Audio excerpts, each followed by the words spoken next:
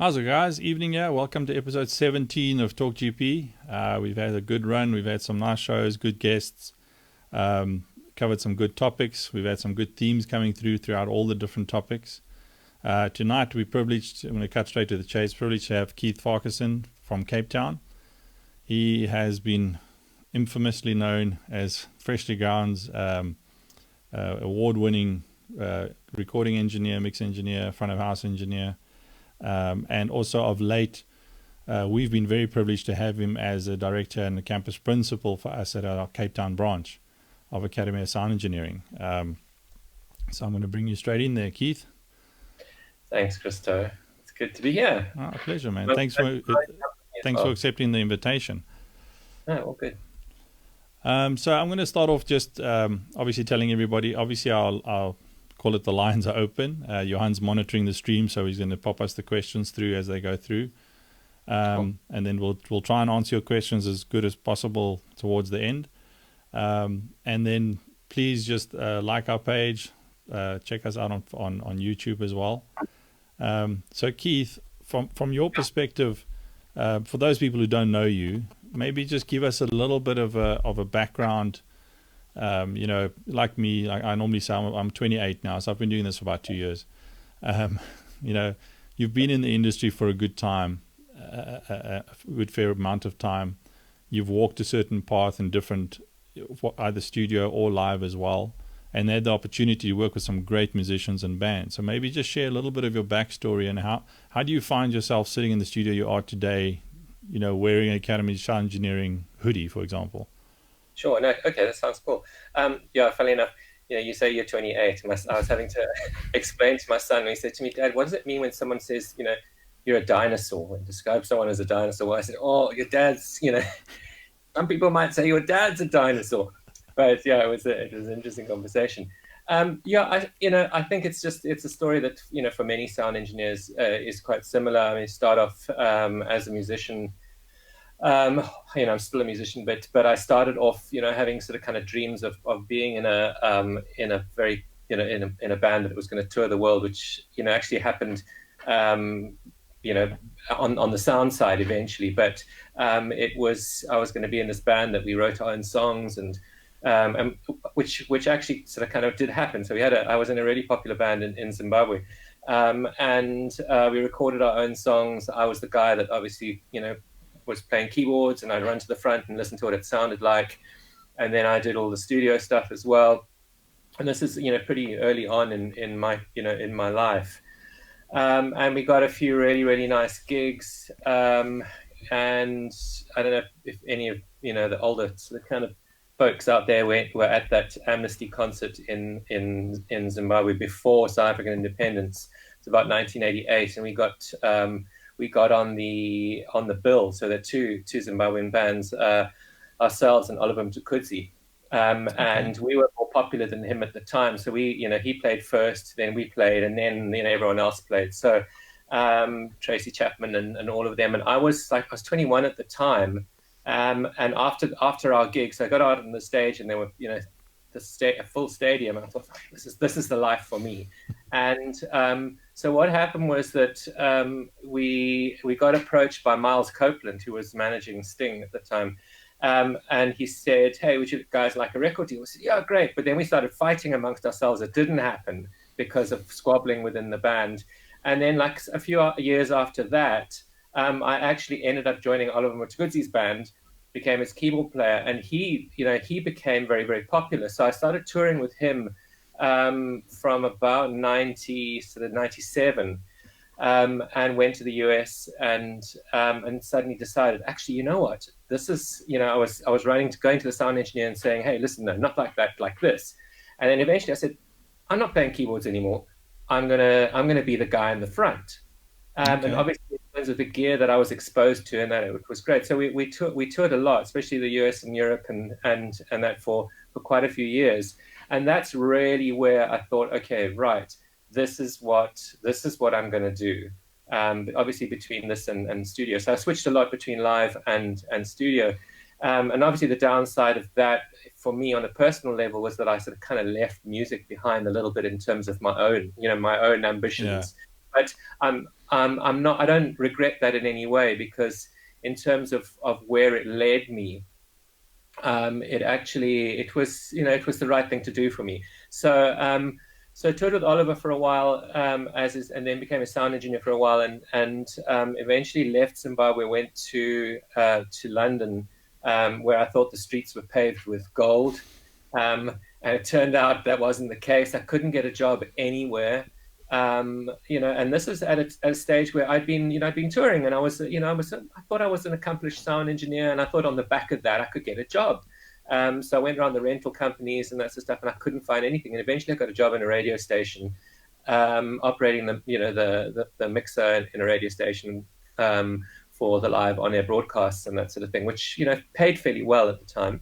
And I had a family with me and everything. So living in London, with young kids and that, so you've got to kind of make ends meet, and it's difficult even today. I mean, my son lives there, and it's you basically work to pay the rent.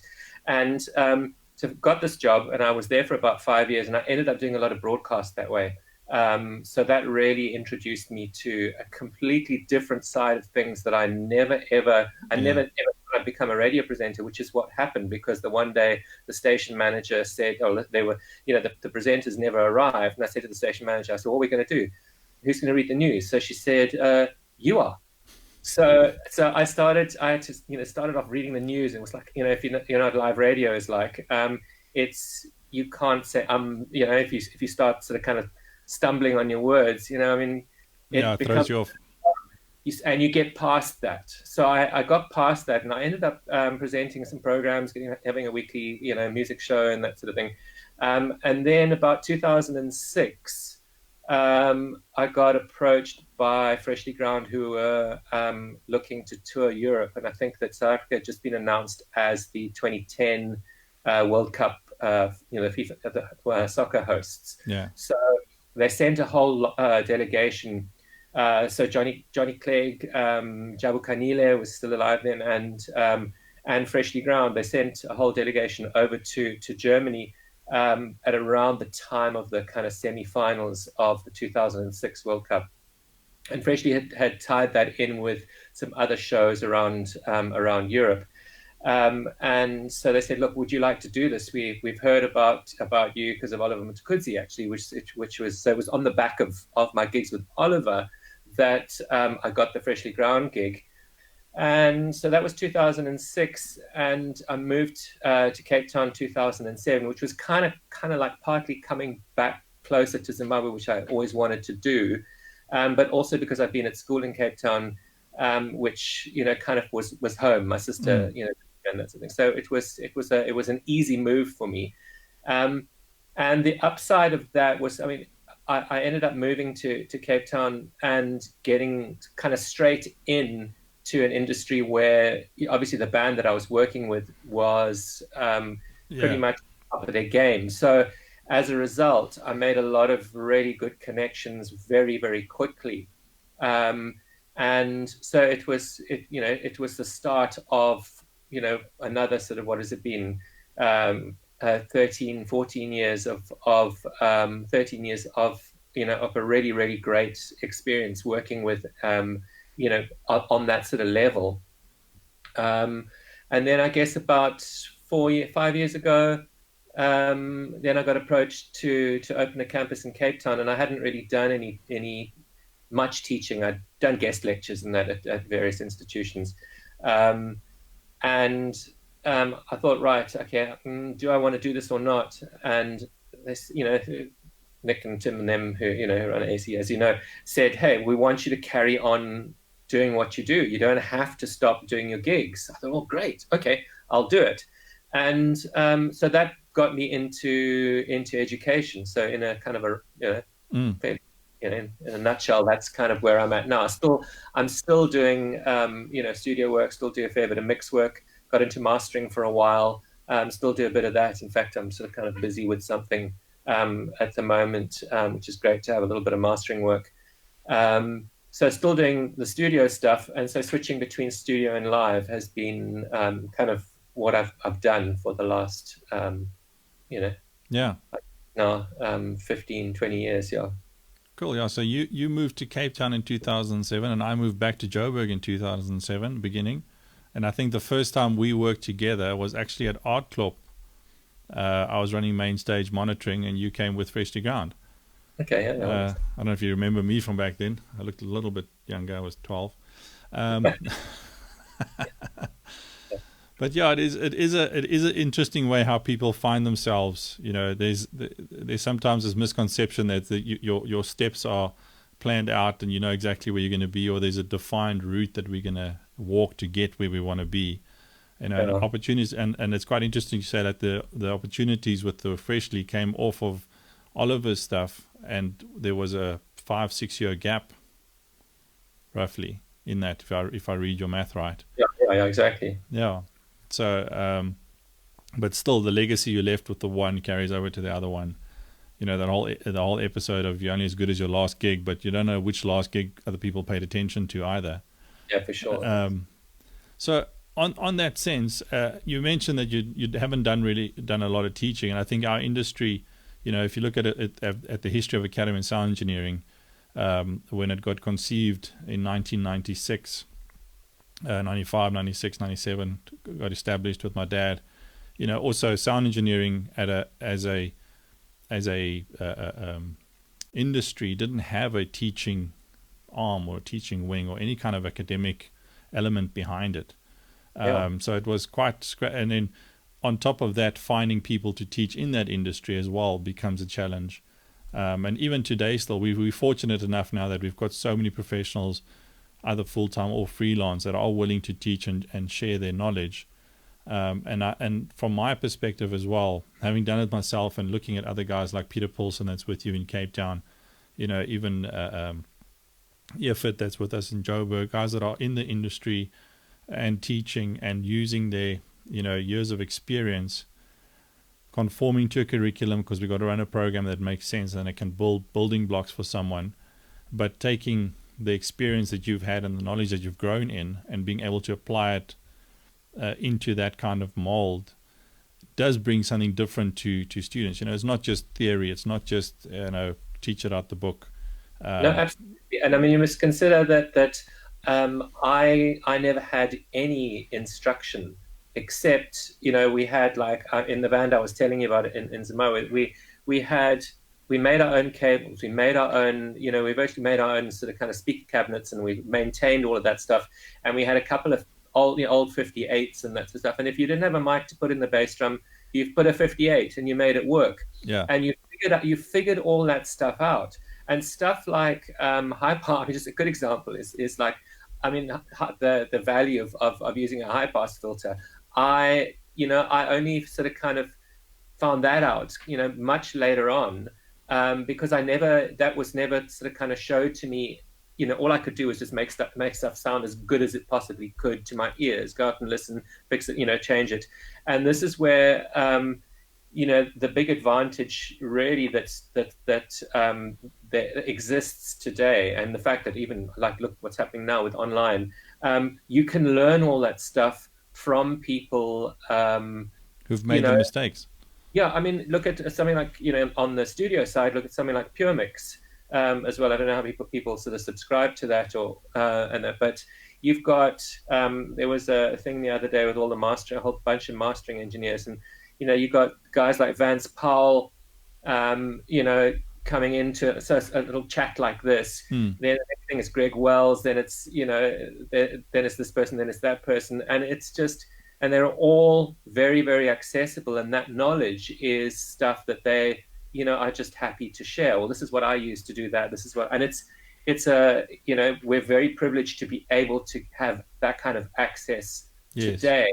It's kind of taken for granted, whereas 30 years ago, you know, you had to learn, you know, which wire is hot and cold. Okay, right, you know, it's the red one. You know, and you learn to solder yourself. And what's the consequence of getting it wrong? You know, phasing and all that kind of stuff. Yeah.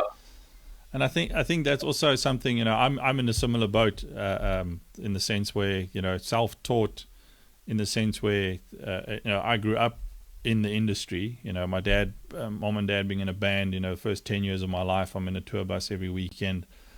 I'm a kid, I'm running around, I'm not doing anything, but you got used to the life on the road, all that kind of stuff. And then as I got older, into my teens, in the afternoons, making cables, getting involved in stuff, getting involved at church.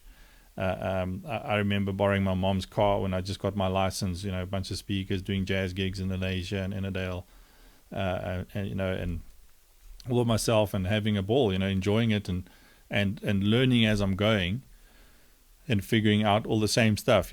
What does this do? What does that do? But also learning from other people, and observing other guys. And but what I found with teaching this day, like you say, everything's accessible.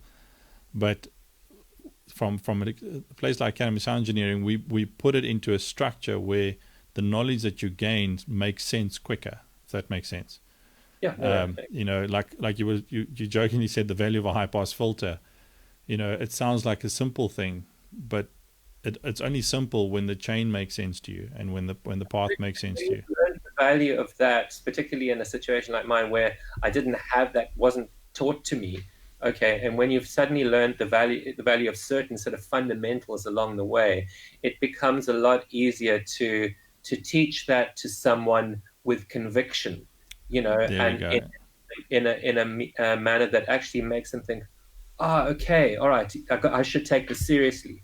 You know what I mean? So because it's such a big thing for me that I have a little bit of enthusiasm, I begins to sort of rub off on people that you're teaching that kind of stuff, because it comes from a place of having found that out, from not necessarily being told that, reading that in a book or whatever. That is, that's what changed things for me. And I mean, I harp on, and often, I don't know if the students get tired of me, and even first, second, third year, whoever I'm talking to, and even if I'm out in the field, I often find myself when I'm traveling and I've got the privilege of meeting other guys on the road, I end up in some kind of mentoring or teaching role if the questions get asked.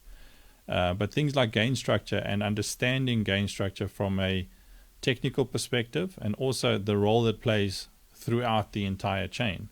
We've got a subject called capturing sound, where we focus on everything from the source, microphones, all the way through into the preamp, and then gain structure and all that. And if you've been doing this for a while, you understand that if you've got the right mic on a decent source, going into a good preamp, and your gain structure is set right, most of your work's done.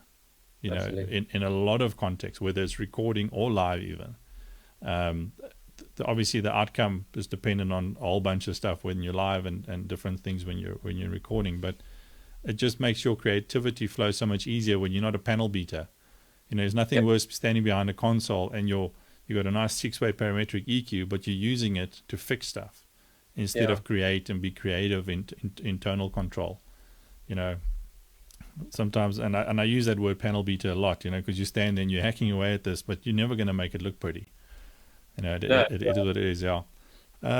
So having said that as well, in terms of coming back to your experiences from a teaching perspective, obviously at Academy of Sound Engineering, we get a lot of youngsters coming out of school, and we get a broad-based mix of guys that are wanting to get into an industry that's new to them, and guys that have done a little bit, whether it be at school or church or concerts or wherever.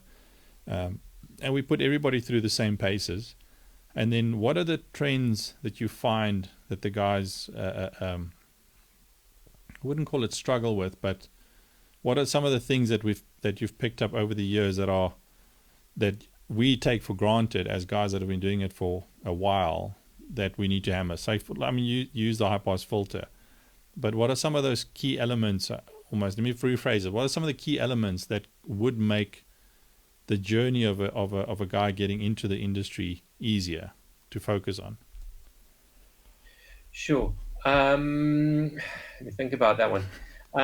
Look, just going back to the high pass, I think just as you were saying, gain structure, just workflows and an approach. And I think possibly one of the things that and context in terms of what you're doing, because we've got these ideas about what we want to be, what we want to do, and we've got this, so often we go into things with a preconceived idea of what it's going to be like, And I think this is a little bit more sort of kind of general and that than particular sort of specifics about sound theory.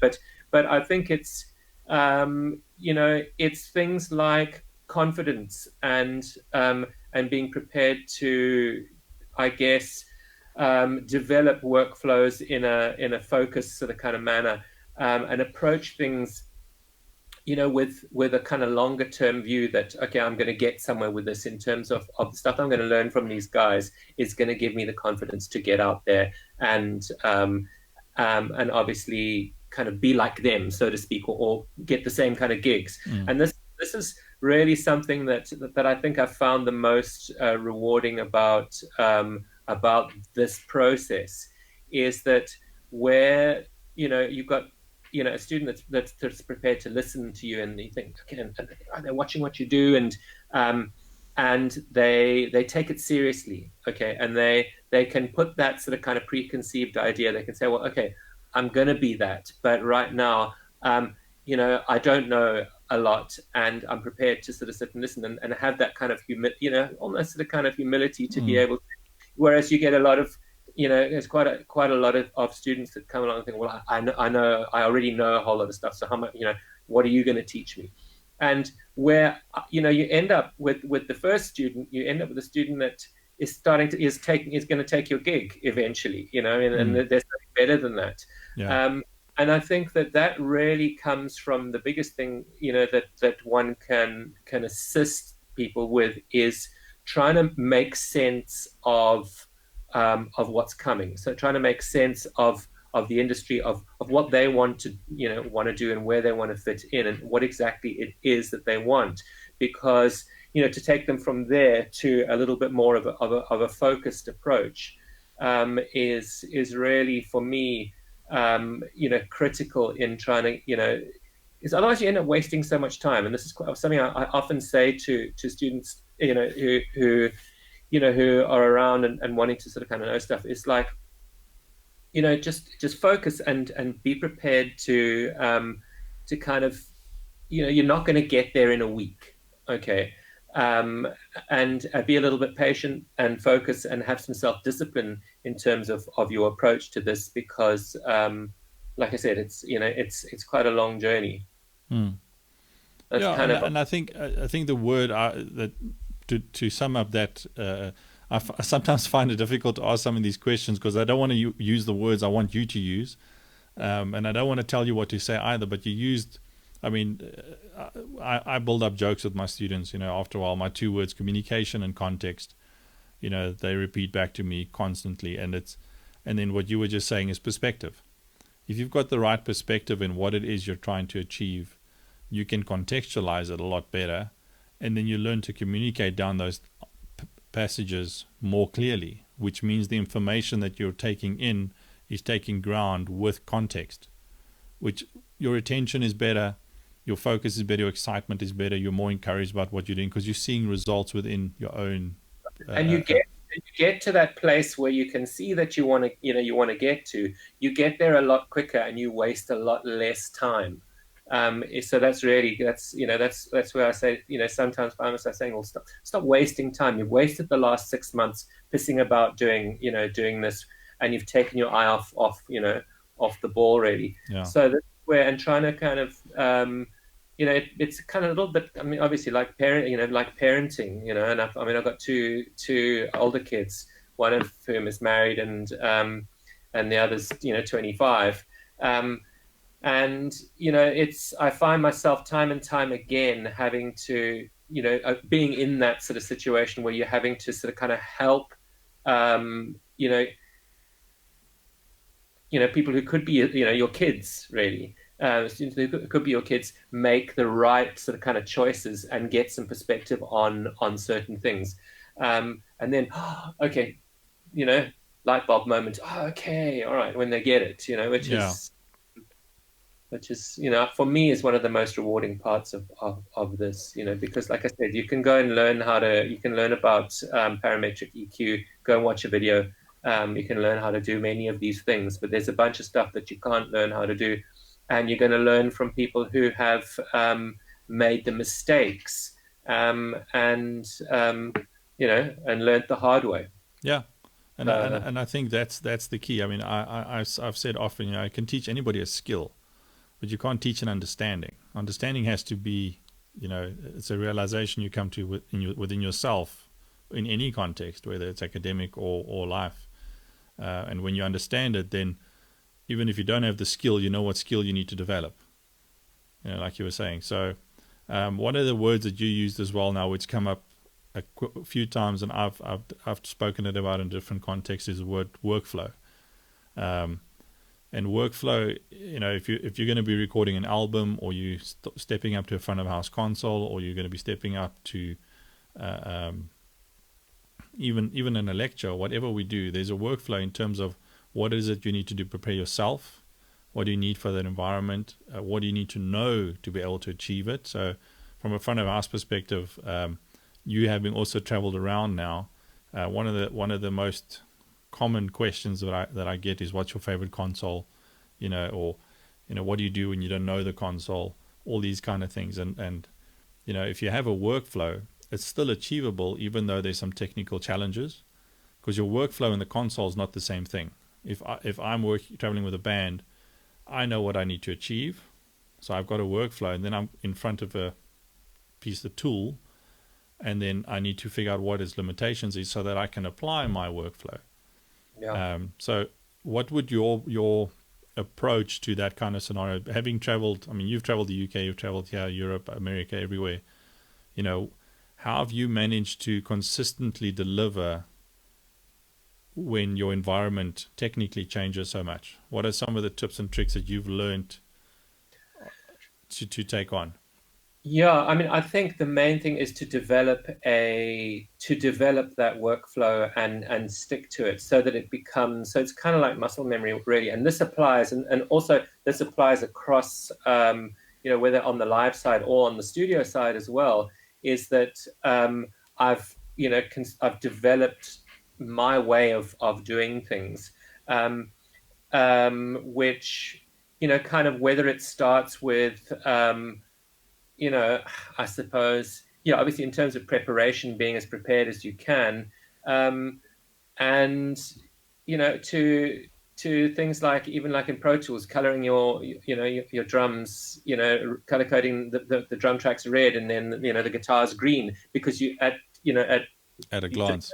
think about it, where they are and that sort of thing. So it's the same thing, I guess, with consoles, and that they all do the same thing pretty much. Maybe some have got more routing, capabilities. Some have got, a couple of extra bells and whistles, but they all do the same thing. So ultimately, if you can figure out, how do I achieve what I always achieve? So, right, where am I, where are my VCAs or DCAs or whatever they are? Where am I? How am I going to set up? These are the effects, that kind of sense that I've always set up for any gig, my starting point, and know that if I can achieve that, and kind of know where everything is, also know where I'm going.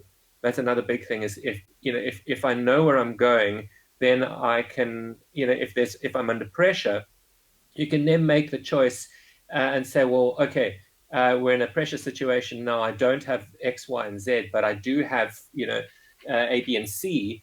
Let me sort of prioritize those first and be able to, so you don't panic. So I'm just giving you an example. Yeah. But if you know where you're going, and you can sort of kind of quickly prioritize stuff that you encounter in, issues you encounter in a high pressure situation, which essentially is what happens now if you're in a touring situation and you're being confronted with, whether it's a different console, whether it's a weird sounding room, or whatever it is. That there's certain fundamental things that if I do that, then I know, okay, if I've done that, that can't be the problem. I can then start looking at, figuring out what it is that I need to achieve my sort of kind of end goal, if I've covered all my bases the way that I usually would. And I guess I've been very, very fortunate in that, working with Freshly Ground, there was that built-in consistency from the band itself, and with the music itself, it kind of set in stone. And So that was a huge big, that's kind of was my security blanket really, because you know that You know what you're going to get. know what you're going to get. So you can stop panicking about that and look at you know, at other issues when it's a sort of a high pressure situation. And I think that not panicking as well, and that sort of kind of, you know, that first few years of being in those kind of situations where you're on a bigger console than you've ever seen before, and you don't know anybody and that sort of thing. And also, if you don't know, ask. And not sort of kind of, yeah. So yeah, I was saying the other day, you know, you prepare yourself so you stop being reactive and you start being responsive. So like you say, you know what to expect from the band. You got your workflow laid out so that you can respond to the situations that are happening around you. But you're doing it from a conscious perspective where nothing is catching you off guard because your workflow and that experience has prepared you, and you've built in contingencies even in your mindset of what to do if this, what to do if that. Now, you're not planning for the worst, but you know the scenarios well enough to be able to adapt onto any console, either up or down, the situations that you have. You know, I said, you know, consoles, I've said this a couple of times now, it's like driving a car. Once you can drive, you can drive. If you then get into different cars, you have to readjust the chair, and you've got to, you know, you might switch on the flicker instead of the wiper blades or something like that by accident. But nothing takes away from the fact that you can drive. You know, it's just, you know, going from one vehicle to the next, you have to adapt into that scenario, but your primary skill of a driver is still there. Obviously, it gets more and more advanced. I mean, we can get into that analogy quite deeply, but from a sound perspective as well, if you can drive, you can get behind whatever tool put in front of you, even if it is inferior, and even immediately know what your limitations are going to be and how far you can push it. I've had scenarios where I've had to go up to a band and an artist is saying, you know, I need X, Y, Z. And I actually ask them to not compromise, but be aware of certain limitations that I have on my side. And with their help and their assistance, we can make it work better.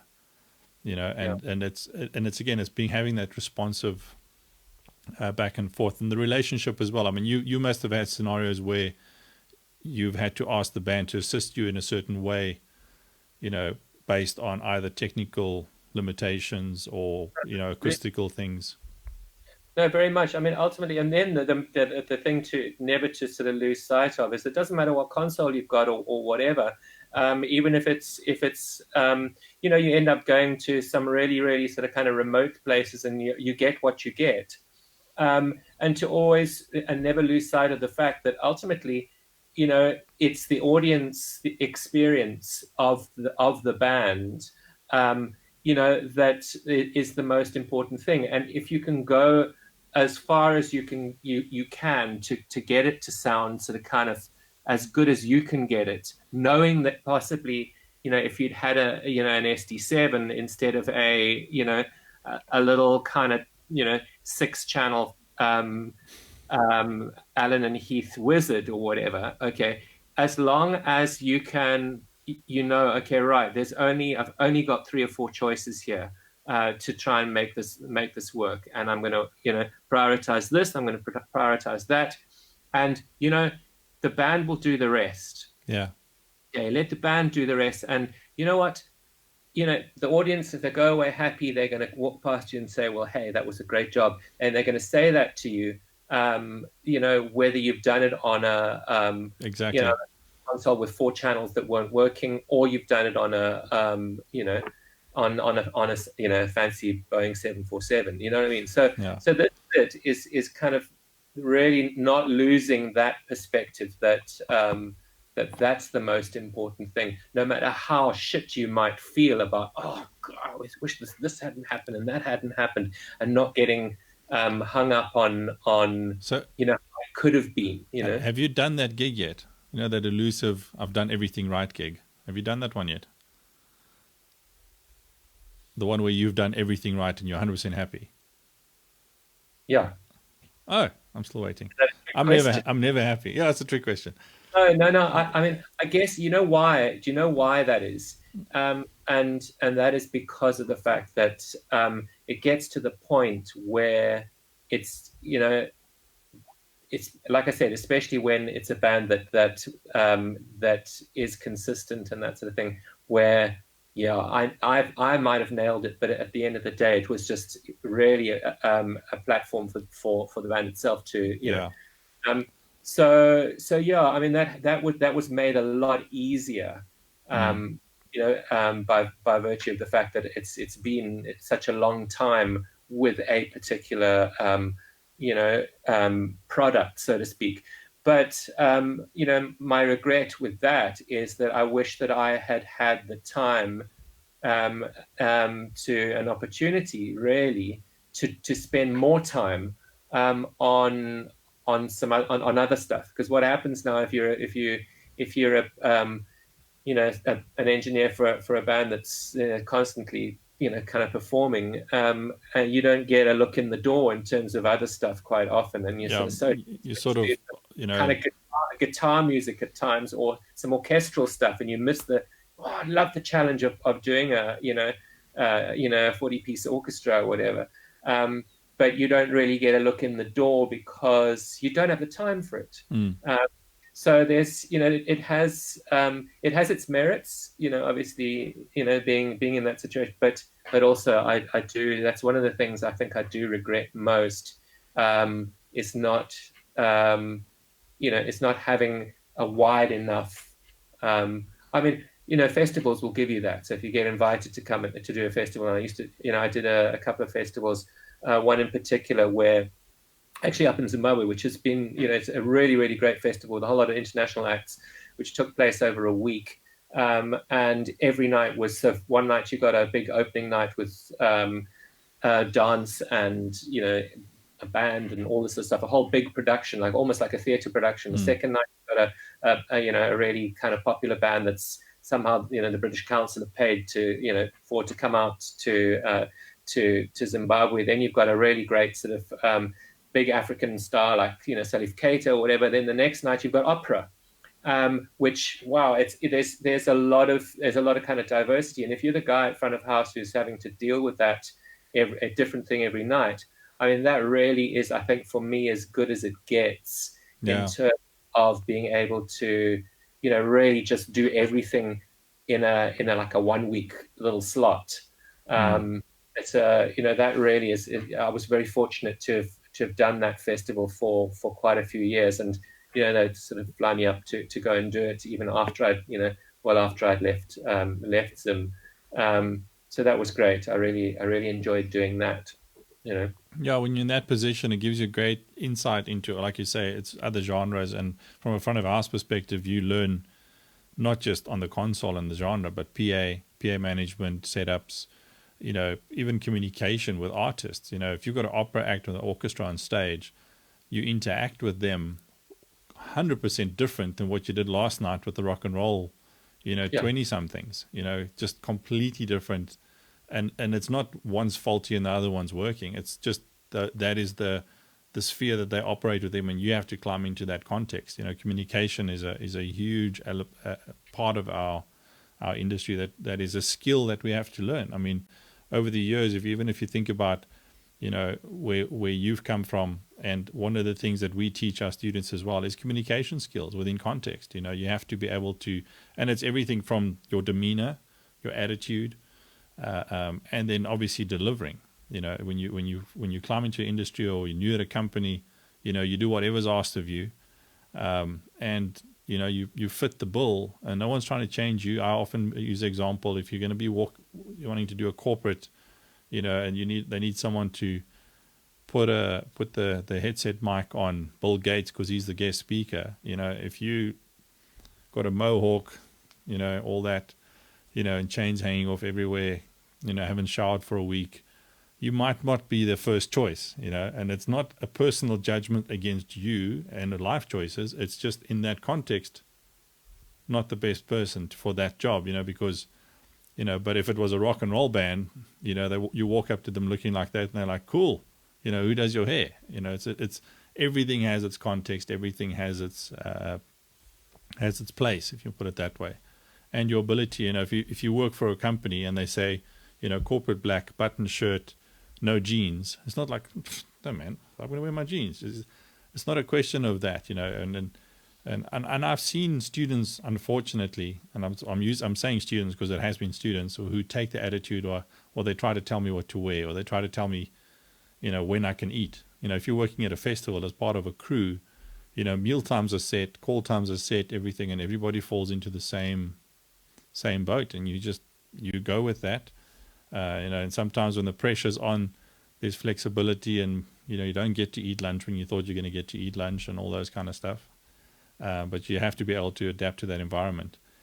So let's bring it back to your experience a little bit. I think if you had to pick on 2 or 3 elements, not necessarily technical, get away from the technical now, just, you know, being a person, obviously family man, you know, good past your prime of 25, you know, and still in the industry. And I think that's a key point, you know, because I'm not going to say few and far between, but guys that are active in an industry for, 20, 25 years plus do, you know, there's something that we do differently to guys that have for 5 years and then going to something else. So what are some of the life skills you think that you've picked up within this industry that has kept you sane? We're sane in our own little way, and kept you focused and enjoying what you're doing? Yeah, a few things, I guess, just in no particular order. I think the importance of developing relationships and being sort of kind of honest with people, and also one big thing for me, okay, was not taking things personally. Okay, and I'll give you some context there.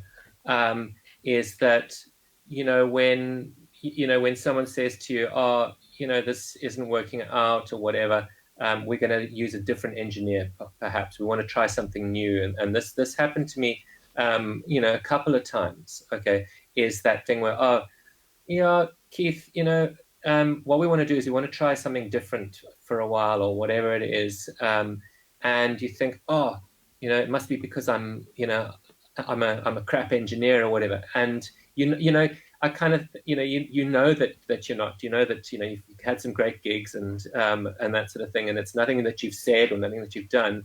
And to be able to sort of kind of look at it and read situations for what they are and not take stuff personally and think, oh, it's me and that sort of thing. And I think that was a big one for me and I had to sort of deal with that a few times. And just trusting in one's own ability and confidence, and not, I think, sort of taking the sort of kind of, oh, I'm feeling very insecure about my job or my position here or whatever it is having the confidence in yourself. And this is where, going back to, I think one of the things that I've found myself more and more, in terms of giving advice to students, and that is giving them context in terms of assisting them to become more confident, and the benefit of trusting in what you do. You're not going to get things right all the time, but if you can trust yourself and build your confidence, and my confidence really only came in my sort of kind of 30s. Where I felt, I can do this, and I wasn't second guessing myself. So you can walk into a situation where you've got a console you don't even know, you're in a sort of, completely sort of kind of, you're totally out of your comfort zone, and not panic, because the confidence is what keeps you there. So I think that really, that and picking your battles, and that and certain things that, knowing when, and I guess that this comes with age as well, is that, you're dealing with the crap. Okay, some stuff a lot of stuff quite often is is invented by someone else, and being able to identify that and know that, I'm not gonna go there or whatever, because it's gonna rock my boat or whatever, and I'm not prepared to go down that road. And where I found this quite a lot is where you've got people coming and telling you a good example as well, just a very simple example, is where you got people come and tell you, oh, well, I think that the sound of the violin, isn't, very nice or whatever, and or that, or this is wrong with this is what's wrong with how it sounds, or it is someone coming along and telling you that it's far too loud in here. It's, people are, it's far too loud, not necessarily that people are complaining, and to be able to understand what that person is saying and not kind of take it personally and say, oh, and understand what, perhaps the reason why they said that was because, it's their understanding of this particular kind of music, is different to yours, or whatever it is, or whatever it could be, and not to, to sort of say, oh, well, rubbish, why don't you mix? I mean, I've very seldom, done that, and that's usually been if it's if it's, for instance, someone who's come and found their way to front of house because they're the singer's, boyfriend. I mean, not that it happened with Freshly Ground at all. But let's say the manager's friend, or the promoter's whatever. And once or twice I've had to say, well, and step back and say, well, why don't you? Would you like to? You give it a go. Yeah. I can tell you what the green buttons do and the blue buttons, but I don't yet know what the red ones do. But good luck. So, but and also keeping a sense of humor, I guess that's really it. Is that you've got to have that. You've got to have that, and that really, I guess, is one of the beautiful things about the Freshly Ground situation. Going back to that again, is that just a lot of it's a lot of humor. And I mean, it's the same thing working on a festival and working with people that and those relationships that you build. It's like, hey, you can't getting to hang out with your friends again, and that. So, and there's some very, very funny people in this industry, and that is one of my favorite parts, is being at front of house, and you got a guy, a lighting guy next to you who's got you in stitches the whole time, and he's probably listening, to this talk tonight. But I mean, there's a bunch of really, really funny guys. Actually, Terence, a good example, I'm going to by name, and I'll call him. Is Terence Collins, and I mean, he's probably the funniest guy that I've ever met, and we ended up working on the grand parade for the FIFA, for that 2010 that whole sort of for the fan park, and we had a Midas the Pro the 6, wasn't it? And we had that Mark Malherbe was there, and Terence and I were running, we sort of tag teaming that for like 3-4 weeks or whatever it was. And I tell you what, I was just it was a laugh a minute, and that's kind of really where you've got to have that. You've got to have that ability to be able to just relax and fit in with the crew and that sort of stuff, and have a laugh with the band.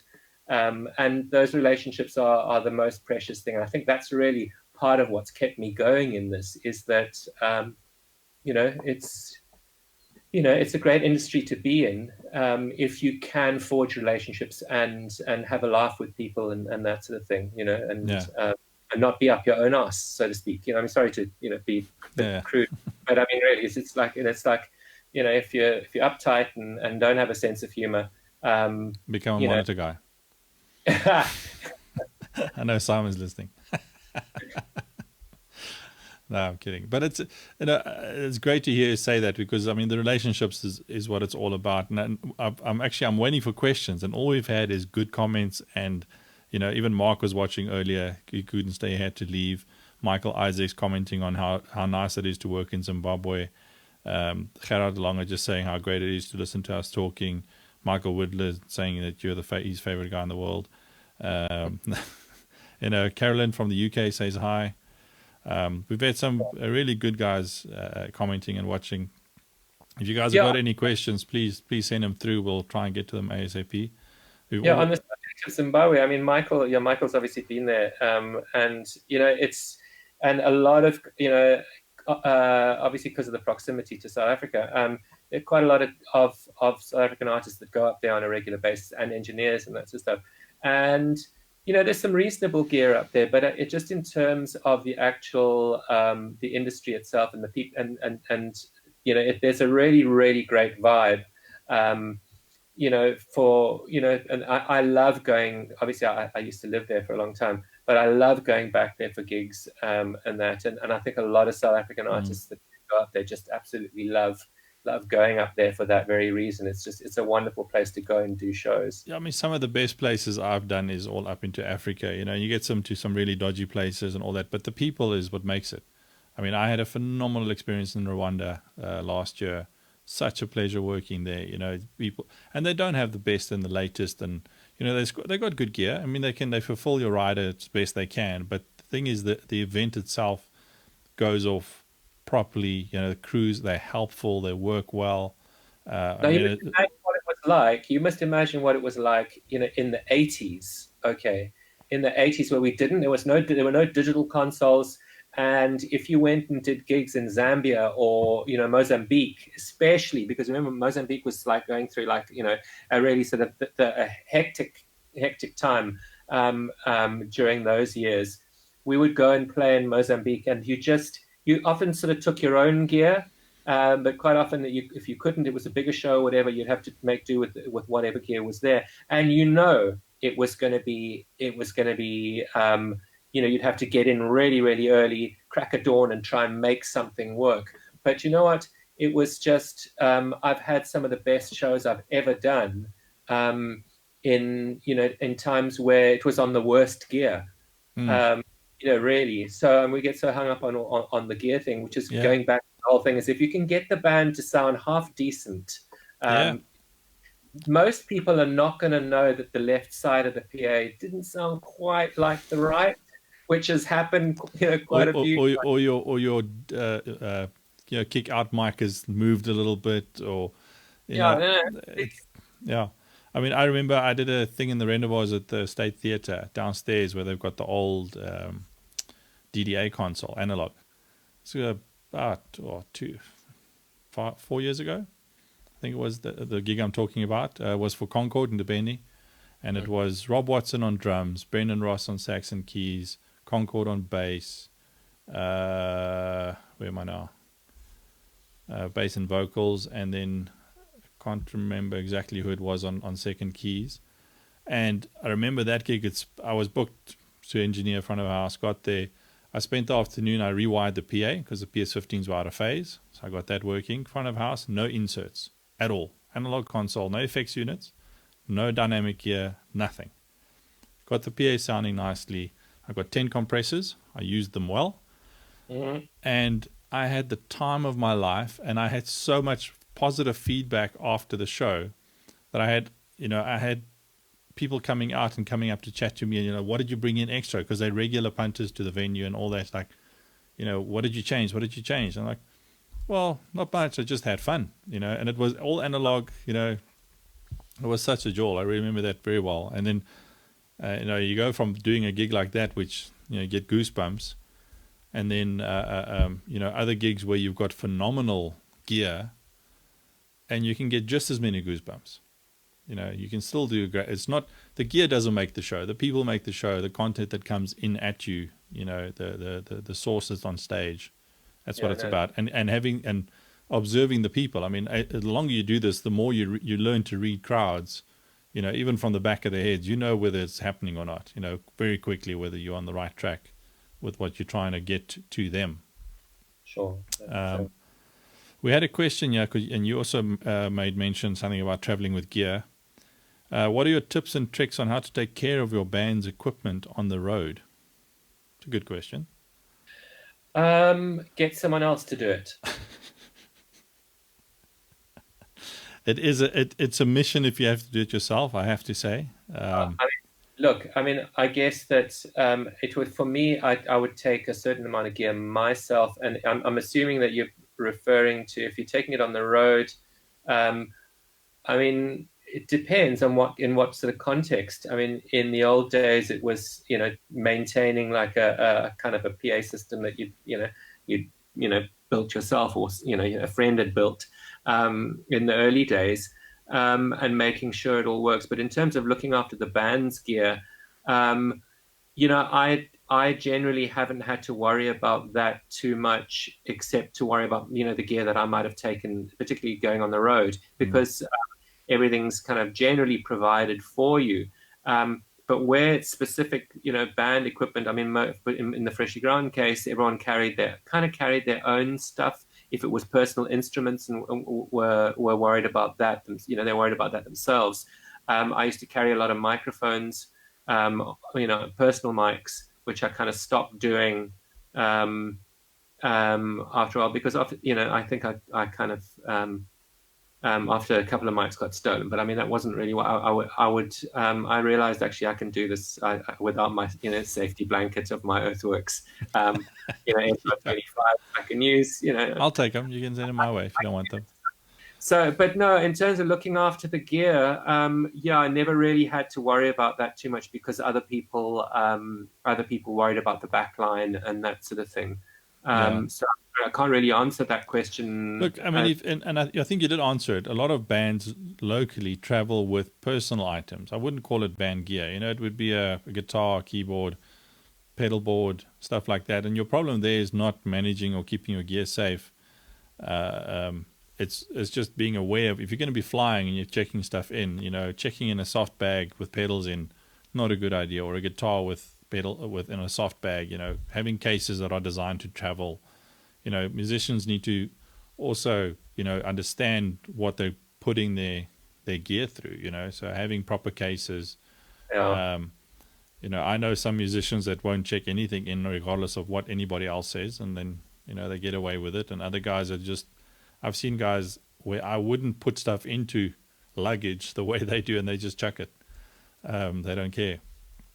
And they've not had bad problems, but it comes and goes. When I travel with Planet Shakers, for example, they've got a very set system. They travel the world with, I think, with the whole team, we sit with about 14 Pelicans.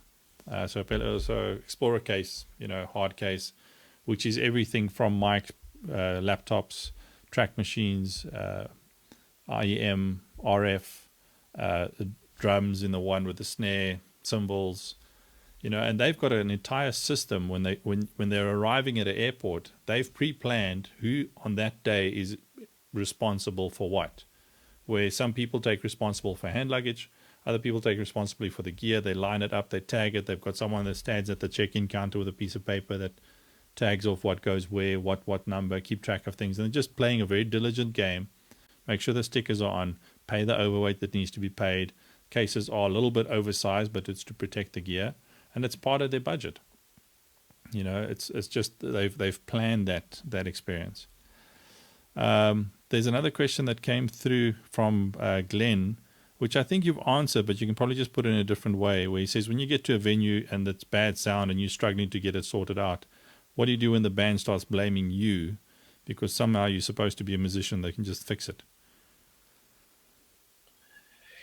Yeah, that is an interesting one. I answered a couple of different ways, because bad sound, in saying bad sound in what sort of respect? I mean, if it's the venue that, if the PA system, if there are problems with it, hasn't been set up right, etc., then obviously trying to address those issues as best you can. And if it means, listen, we can't do sound check yet until this is fixed. I mean, I think that there comes a point where you have to make the call on, look, I'm not going to be able to get it any better than this, or if there's some fundamental problems. And like this has happened, obviously many times. And, sometimes with reputable companies, rental companies, where like I was saying just earlier, that the PA left side of the PA doesn't sound the same as the right. And then the guy says to you, oh, we'll just adjust the graphic, on the right side. No, it's because the reason why there's no mid-range is because half of your drivers are gone. So I'm not going to, bump them up. And blow the So rest of them. absolutely. So this is where I think you got to make the call at that point. Depends on how bad it is. So now, in terms of the band blaming you because it's bad sound for bad sound in the venue, I mean that usually stems from if the band have a bad experience sound wise, okay, they will never blame you if for instance, they know that for instance, especially you'll know that in sound check if it doesn't sound great in the venue and that sort of stuff, that's and you make that known, or if it's a problem where, for instance, the monitors are shrieking, there's a lot of feedback, the monitors are shrieking, and it's a continuous thing throughout the gig. Well, then the band have got a right to kind of give you daggers and also kind of call you out afterwards and that sort of thing. It's something you could have controlled if it's that kind of bad sound, if it's affected them in that way. Yeah. But if it's a case of the audience, and here's an interesting one where the band sort of kind of blame you, and this happened to me on my first or second gig with Freshly Ground. Okay, and this is a very, I mean, I've told the story to people, a few times, and it's one I kind of, it was that gig in Germany. The very, very first gig that I had to do for Freshly Ground was in some kind of weird venue. I was mixing. Kevin Glover was there. Okay, he was along with that whole tour, and I was upstairs on a sort of on another.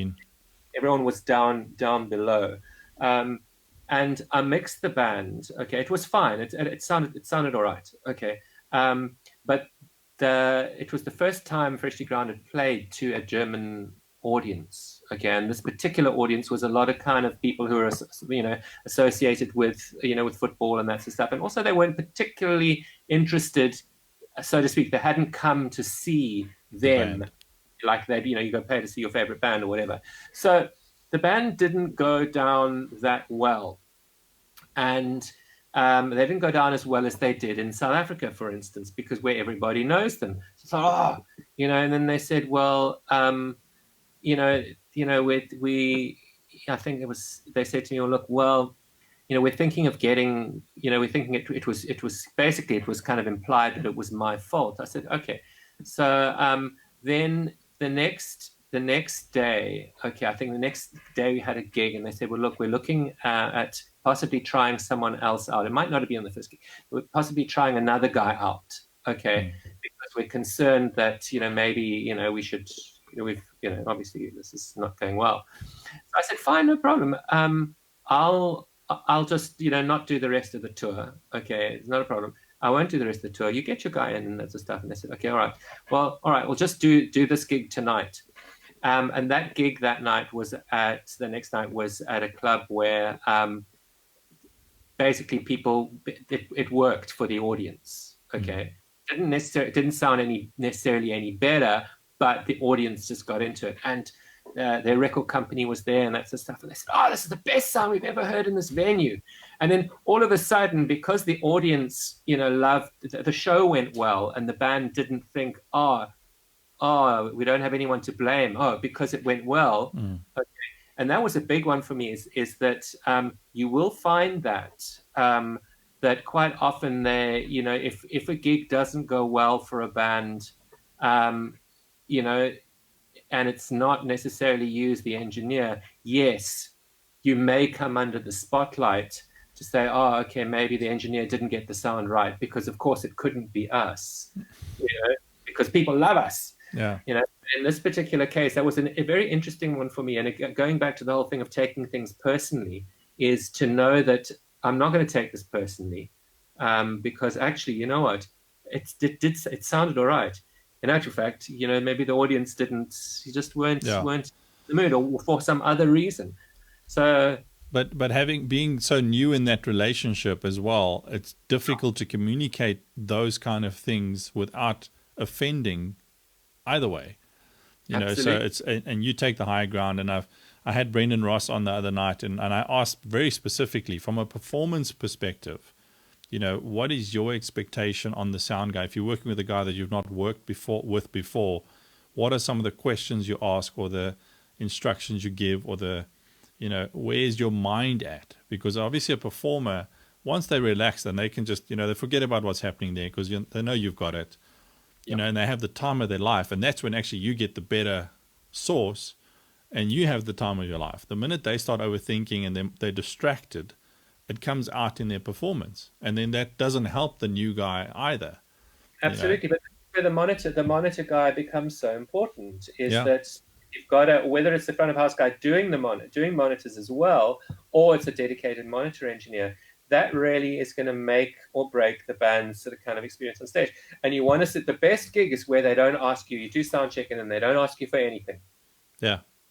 They don't, from the first song to the last song, they don't ask you for anything. Maybe the lead vocal up a little bit, which is what, depending on what the room's doing or whatever, or certain things. But usually when you get asked, you don't get asked for anything, then you know that, the band has really had a great time. And I think that's the most important thing. I told a story the other night with Brendan as well. He wasn't on that gig. We were in Zambia, and I got to exactly the same thing. Got to the venue, and they didn't fill the rider properly. We were setting up for a very high profile wedding in a big venue, big conference venue. I went ahead, obviously, with transport. Got to the venue, had a look what was going on there, and realized this is not going to happen. Band's got to open the first song at 6. There's a curtain up between the reception and where we are, so I can't make a noise past a certain time. I can't remember what it was. And I actually got a message back to the band. I said, listen, guys, sound check's not going to happen. Trust me on this one. You guys be here at 5:30, be ready to go on at 6. I'll do everything. Yeah. And I rewired the stage, got the track machines out. I set the tracks as what they wanted to do. I did the sound check on cans for Neil Ettridge, for Danny Lalouette, for all those guys, based on my knowledge of them, set it up. The front of the house desk actually ended up being next to the drum kit, which was horrible, but I couldn't get it into a different position, so I had to also move. And I basically got to the point, first song played, and they had to play the one opening song, and then there was a bit of a break, opening song, and then going to their first set. So I was expecting first song, just get through it and then panic and we'll fix it. They finished the first song and they went, no, we're cool, let's go eat something, but I wouldn't have been able to do that without the relationship as well as them trusting me. It's a two-way street. So you got to pull it off. You got to show that you know what you're doing, and then you get to the point where there's a mutual respect both ways. They understand the situation you're in. They could have just panicked out of their minds and lost the whole plot, but it worked. The comment that Ben made now, the reason he's asking, because I've mentioned this before. There's nothing worse than you having a problem out front with something technical, whether it's like the PA, and then going to stage and telling the band, oh, guys, I'm having such issues, and just downing the whole thing and just throwing bad news at the band, because you just unsettle them as well. I'm sure you've had scenarios where there's been things that have happened where it's not keeping things. It's keeping. There's a place and a time to tell them. If they're about to go on and you go, well, I hope the PA works, and you run to front of house, that's like the worst closing statement for a band that's about to go on stage, because you can completely throw their gearbox into neutral, and then they just slip the clutch. To tell them that is that really is if it's going to affect, sound check, and if sound check's going to take 3 hours instead of, exactly. So that's really when you got to kind of let them know that. But yeah, otherwise just keep quiet because they're on the stage. And they're not in front of the PA. Benny's asking, so when it comes to touring yourself and your services as a sound engineer technician into a business, what challenges are there now which you weren't there back when you just started Sound GP? So he's obviously asking me, because obviously I run a company and I teach, and I still travel. I don't travel with that many musicians. I sort of pick and choose who I want to travel with. Try and stick it to the weekends only, which is difficult. So, but but I mean, obviously, because I run a business, it does get tricky. But money's money. You got to take the money where you can get it. It sounds bad, but if you're in a business, you know, the invoice at the end of the day has to happen, and you got to keep working. So, and I think similar to Keith, because I run a company and I have a business, you don't always get booked, or people don't think of phoning you, if that makes sense.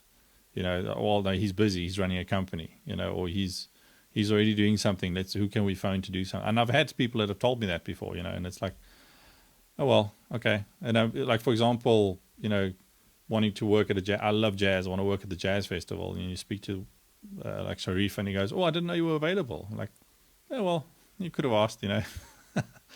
And it is a balance. I mean, everybody's situation is different when it comes to that one. I think that was our last question that's come through. We've gone for just over an hour now. Here's one from Graham Smith. Crampies. You remember Graham Smith, the keyboard player for Watershed? Okay. How would you define a musical mix versus a technical mix, and is there a difference? Yeah, the good answer. I was going to say that. You stole my answer. Huge difference. Yeah, I mean, that's a great question, actually, because I think that, and this is where I think that, you know, musicians are, you know, really do tend to make, you know, really good sound engineers at times. Not always, but I mean, it's just that sort of kind of sensitivity in terms of taking certain elements in the, you know, in the mix, depending on, and also just bearing in mind that one song is, you know, is different to the next song from, you know, in terms of style and tempo, all that sort of stuff, and turning it into, and it's, I guess for me, it's been a great thing to be able to assist in making a song sound, you know, musically better in a weird sort of way, because obviously I'm not playing anything, but this is where knowing the arrangements of songs and in terms of getting a certain sound for a certain song that actually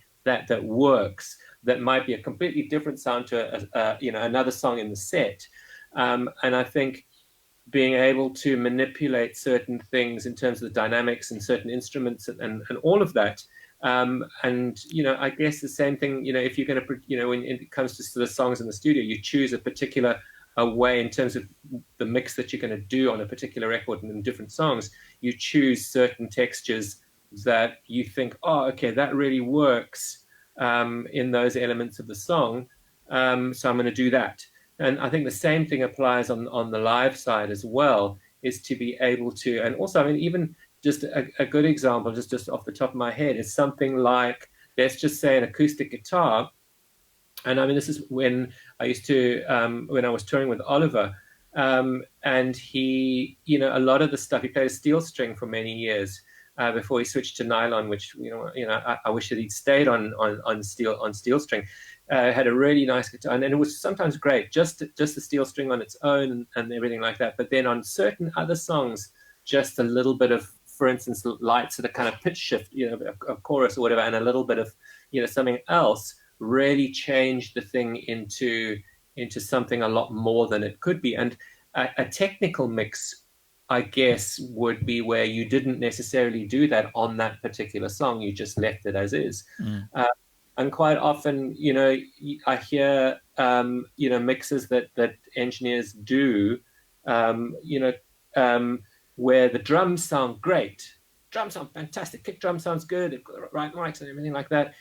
And then when you hear them in sound check, sounds, you know, drums sound fantastic. And then you hear the band when they come to do the set, you know, when it's performance time, kick drum's way too loud. The balance between, you know, and something is completely, it's out of place. Absolutely. So you've got all of that right. Okay, you've got the drum sound great. And then this is where I think quite a few engineers get away with this, okay, for a while, okay, is getting that, you know how to get a great drum sound because you followed the you know, rules. And it's not, you know, that difficult. You've got a great drummer, nicely tuned kit, the right mics. But when it comes to putting that together, and also in terms of separation of instruments and learning how to do that, yeah, that's where you find that there's a musical way to separate stuff. So guitars, a good example of that, especially with guitar heavy stuff where you've got 2 or 3 guitars and keyboards. Where are you going to place those? And I think from a musical point of view, that's a lot easier to do if you understand it from a musical kind of point of view. That follows up. Michael Isaac asked a question earlier, which I wanted to get to, but it falls in with this, where a band like Freshly uses tracks. How much influence as a front of house engineer do you have over where and how and what the tracks are? A lot. I mean, in terms of, and this is what, so a good question actually, Michael, because what happened was they never used to have tracks, and then they got rid of a couple of musicians, and well, it didn't work out like that. A couple of musicians sort of, did different things or whatever, and then what happened was they started replacing certain elements in the main songs where that had to be there, and so it started off saying, "Oh, look, do you want to adjust a stereo, some stereo tracks?" And I would always say, "No, give me all the stems." And there were 8 stems. Okay, stem them out into various elements. And I would rather have all the stems because I can then treat those as band members.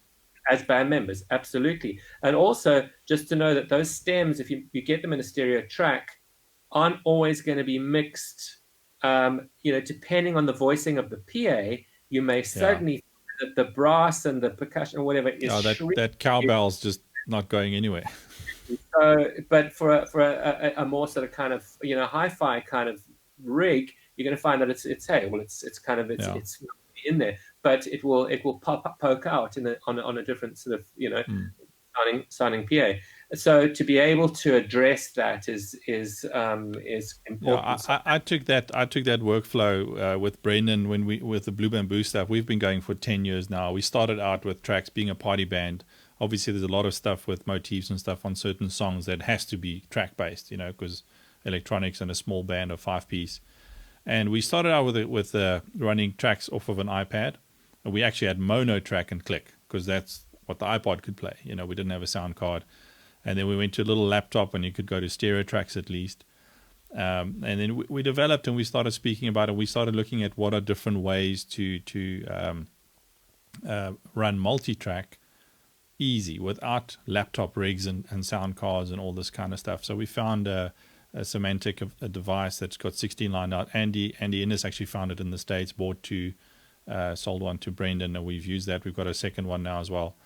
And we ended up doing where Brendan would work on, he produces all the music for the band, and he actually produces all the stems as well in his studio. He tends to play everything, and he does grab stuff off some backtrack sites every now and again, but he makes and adds and flavors and things. And then we have a stereo mixer where what he envisions the songs to be, and we stick that on a left-right, and that left-right ends up being what goes to monitors always, no matter where we are. So the band has a continuity and a consistency in sound where even things like BV levels and all those things that stood out is consistent. But I get as many independent spins as possible. There's a mono track which is only for monitors, or as a backup, which is is either muted or faders down. And that if anything else fails and I don't get the rest, So what I tend to do is when we've got corporates and short turnarounds or technical challenges, I can take my channel list and reduce it by 8 or 9 channels by just also then using the stereo mix on the house, which is not a bad mix, but like you say, often the blend of that, depending on the scenario, is not always the same. Did you read a question there? Yeah, there's a couple of good ones here. What's your opinion on saying that you're as good as your last gig? It depends on whose point of view it is. Yeah. But there's another one here. In the case where the house engineers mixing this sounds great, and the band compliments you for that, do you take credit, or are you honest with them and say you had help from the house engineer? I mean, it's not a situation that it's either me it's not the house engineer that mixes the band. But that said, it depends on the situation that you're in. So if it is a festival situation and the house guy has already got you a really great sort of kind of, you set up everything Starting for you, point, yeah. a really great starting point. Ultimately, it's still you that has to mix the band and has to make the call on how that ends up getting presented to the audience in terms of the various dynamics within the songs and how it comes together. But yeah, so it's not really a situation that I mean, you could turn this, if you look at this from the other direction. If the house, if it sounds bad, you blame the house engineer. yeah. Pot calling the kettle black. I mean, I've been in scenarios like that at festivals where you walk up, you get there early, and you've got 5 minutes. You prep the stage crew, you get there, and you look at what's available. And with that mindset of workflow like you've got in mind, what's already there? Where can I save time to achieve what I need to achieve? If it ends up me not touching, for example, any EQs on the toms, my default normally is switch off EQs, because a lot of guys tend to over EQ. I have a look at them, and I'd rather start from a blank slate. But I often end up asking for help if it's a console that I don't know that well. I'd stand to the side and I say, listen, I need this, go. And then I watch. He knows the console. He can set up the console. And I'll thank him for the help afterwards. But like you say, end of the day, it's me. Once he's done his things, I've got to get in there and I've got to deliver what the band's asked for.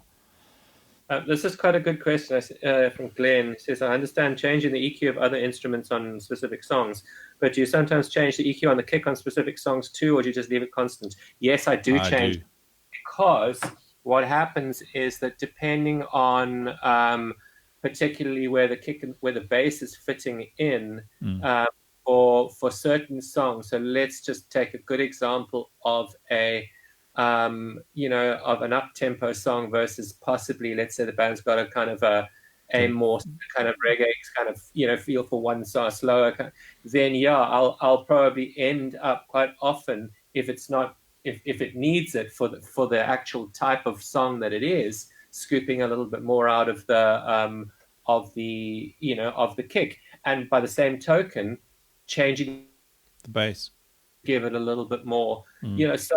And even adjusting a high part, where you have used a certain amount of filtering, undo some of that, possibly where you want to bring some of the bottom. I end up on a lot of consoles these days. It's quite easy to switch specific bands on and off within an EQ, and you find that like a low mid band on a kick drum or bass guitar, on and off between the two would change the relationship between them quite successfully.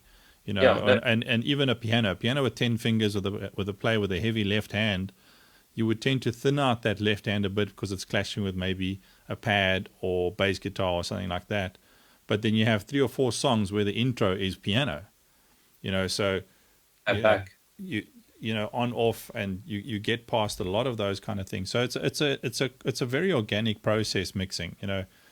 I very seldom end a show the way I started the show, on a number of areas, and the same goes even for dynamics. You have a certain preset or feel for a dynamic, but again, in that same scenario you just mentioned, between different grooves, what you change on the bass guitar is just as much dynamics potentially as EQ. No, sure. And also, just going back to the fact that it was a kick related question, not only EQ, but also if you're using 2 kick drum mics, changing the blend, changing the blend sometimes quite significantly, depending on, and that's the wonderful thing about having 2 kick drum mics, is that you can make an adjustment without changing, the EQ. Exactly. You can change the punchiness or whatever, or reduce it or whatever it might be, but the texture of it by just adjusting that balance. And this brings us back to our planning in your workflow. This doesn't happen by accident. When you're setting up, when you're doing your sound check, you've got a lot of these things in mind. You know what the band set list are. You know what song they start with. I normally always, one of the first questions I'll ask is what's our starting song, so that I know in my workflow where I'm starting the set at, in that same scenario. I hope that answers that question. I like that question. We're getting some good questions tonight. That was a good one.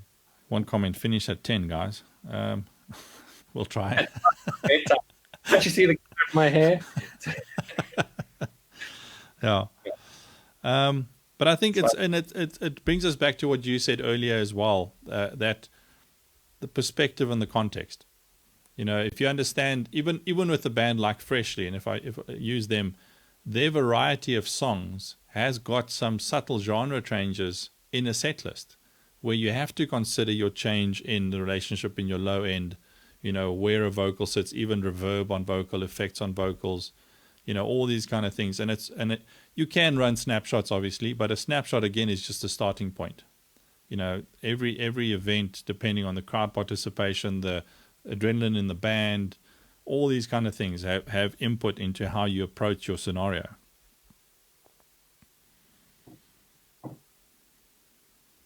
Okay, 2 more questions. Yeah. You can take Ben's question. Okay, cool. You heard most people saying that high-end consoles sound more or less the same sonically. Is that? I mean, look, you're probably a better person to answer that than me, given the fact that, I mean, yeah, they don't sound exactly the same, but I think for me, I approach it a different way in that I think that, you know, you might work a little bit harder on certain consoles and not know exactly why to achieve what you want to achieve. But so it could be as simple as you know, how wide the curve, you know, the bands are on that on your EQ and that sort of thing, or whatever it might be. But I find it's not like in the analog days where definitely you had there's a certain sound that certain consoles had that you just, wow, this is, and it was more apparent. On digital consoles, it's not so apparent. But for you, Cristo, I guess that you can answer. What I would say is you had. I mean, it was quite obvious on the analog days, but you still have on consoles. Obviously, that everybody's trying to make theirs unique. I mean, you have lots of R&D that goes into preamp, A to D converters, algorithms on EQs, and all these kind of things where they're emulating, you know, everything from the old Midas ML4s to Neves to all these things. And what happens is if you get used to working in a certain way, even things like your gain structure, you know, we do get used to setting certain gain structure on a microphone. You sort of get a level, but that might be maybe too low or too high for a different console where the sweet spot sits, and then that'll do what Keith was saying, where if you're not quite in that sweet spot of a preamp where it's opening up and you're utilizing the full bit rate of the pre into the A to D converter, you do end up trying to compensate on an EQ because it might be too edgy, or it might not have the warmth that you're expecting. And it's not saying that there's something wrong with the preamp. It's the way that the console and the workflow within a console has been designed. You know, there's no such thing as a flat anything. Everything has got some kind of voicing in it. There are definitely, especially recording engineers, who will prefer when they do live recordings or even studio recordings to use specific preamps on specific tones, whether it's a vocal or a guitar or a drum kit or you know, because it comes out of trial and error. You know what works, you know what doesn't work, but you like the texture of it. And I think at the end of the day, as human beings, you know, when we like something and the texture of it, we're in the position where you need to understand why and how you achieve that. And I do, for example, if I'm working on a console that I know well and I know where everything sits, I get to a result a lot quicker. It doesn't mean I won't get to a result on something else. And it's not always just the technical knowledge. It's also the knowledge of how does this paintbrush work, you know, if that makes sense to you. Yeah, it's a very deep, I mean, we can discuss for ages in terms of, you know, how different consoles approach their ethos to sound. But high-end consoles, and if you say high-end consoles, you know, there's a lot of R&D, and I mean, end of the day, you need to be able to achieve what you need to achieve. If you're being paid to do a certain job, you can't blame the console. No, I mean, look, you can achieve as long as you can achieve what you need to achieve. But that said, if just compare, for instance, the the M7 to the CL series. Okay, I mean, I can achieve what I want, and I've done some great gigs on the M7. But for me, the CL just it was really they answered my But prayers. there's a development curve that happened there within the brand. But and there was a definite change in terms of how it sounded was just so much better. But even then, I was talking about it the other day to someone where on an M7's got 3 stages of preamps. And you can actually hear the relay clicking over. And not everybody realizes that or have experienced that or understand that. Where if you're sitting with an acoustic guitar, an electric guitar literally on 13 on the gain, and it's noisy and it's fuzzy and it's just not quite sweet enough and it's not clear and you're struggling to... If you go up 1 notch, the relay clicks, you're in the next stage of the preamp, your signal to noise ratio changes dramatically, your dynamics cleans up, your echo comes to life, and it sounds like a different preamp. And it is a different preamp. But if you don't understand the technical side of that console that way, you can get stuck. And, it's like the guy digging for gold and see someone else find something and he stops digging and he was this far away from achieving his goal, But you do owe yourself, and if you get to a certain position, which is early on in life, where, part of the workflow, if we're going to be traveling with bands or buying gear, you do research, you find out how it works. You can get other people's perspectives and input on it, but you need to understand, if I'm going to travel with somewhere, and I phone and I find out what console it is, I try and get the offlines, I look at videos, I figure out how it works, and I look at it from the perspective of me trying to plan my workflow, as well as what does this offer me, so that when I get there, I can be efficient. But the knowledge has to keep building. You have to keep developing your input. Braden's got a good question about, does the key of the song affect how you think about EQing things such as the kick and the bass? I think it's not so much that the key of the song affects how I approach it. It's how the key of the song affects the resonances that ultimately result in one song. For instance, I mean, just on the live side, certainly. But I guess the same is also true in a studio sense, in that, especially if you're recording if you're talking about live acoustic instruments, where you're one song in the set suddenly is booming and certain things frequencies start sort of freaking out, and that's all to do with resonances. So obviously the key of the song does determine what you have to do to address those resonances, and then you realize, wow, okay, that's in the room, it's not in, and suddenly it's a change in song to a different key that makes you realize that there's a resonance in the room that you haven't checked out, which you can obviously then go to your system EQ and address that. But as far as actually making conscious decisions in terms of the way that one EQs the kick and the bass depending on the key of the song, I think ultimately the main call there is how well the kick and the bass fit together. And sure, for a different key and a different song with a different key, you may have to, obviously your EQing may sort of kind of change to make sure that they fit in a little bit better. And then another question about, do we ever sort of EQ snares depending on the key of the song? And the answer to that is no. I've never done that. The only time I've got an issue, there could be an issue with the snare is where there is a particular resonance for me that possibly, yes, could get accentuated by a song in a certain key. But usually you can spot where that resonance is. If it's something that's poking its head out on a snare drum, in terms of a resonance, it's usually something that needs to be addressed from the start. So I don't know if that really answers that well. Yeah, I think my take on that is I've experienced a couple of places where you do, whether it's large PA outdoors or small venue inside with nodes, where a certain key suddenly there's a note on the bass guitar that just sticks out tremendously. And then if you go and change your bass guitar EQ to fix that, the next song you think, where's my bass? You need to be able to, and like Keith says, it takes one song in a different key to make you realize what the scenario is in that sense, where you're working. And for example, we do a lot of gigs in Catsies where C on the low, C, what's it, 6 on the bass, just brings that place to life, and it gets completely overbearing. So I've actually got a filter on, and when the song's in C, stick it in just to control that 110 hertz note on C for that scenario. There's a wild card in all of this, and that is where the bass player has a guitar that has parametric EQ on it, and on a certain, at a certain point in the gig, he's bumped a certain frequency, or changed a certain frequency that then starts to become a problem, and that happens.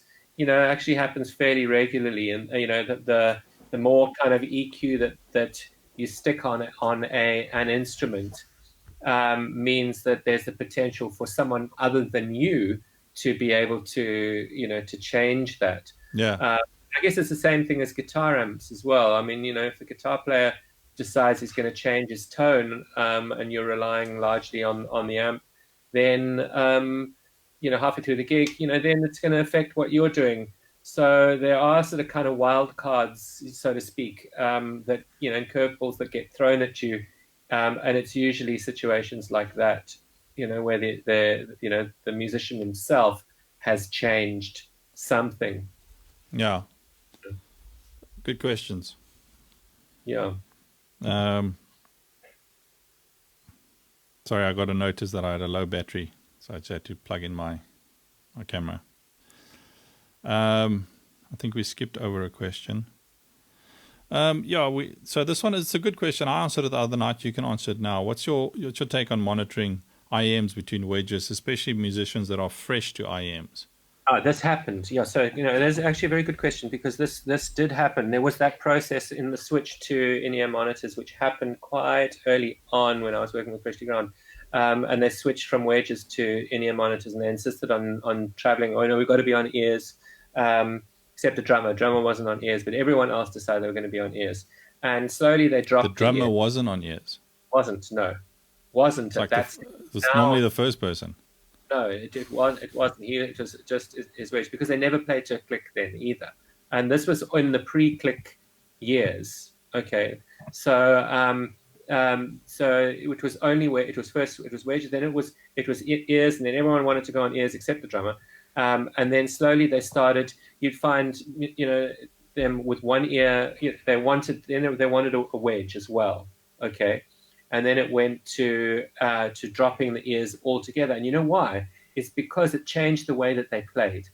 It completely changed the dynamic on stage, because they couldn't hear each other anymore. They could hear each other in their ears. They could get and that sort of thing, but they couldn't communicate the way that they were used to communicating, and their delivery of the songs changed for not in a better way.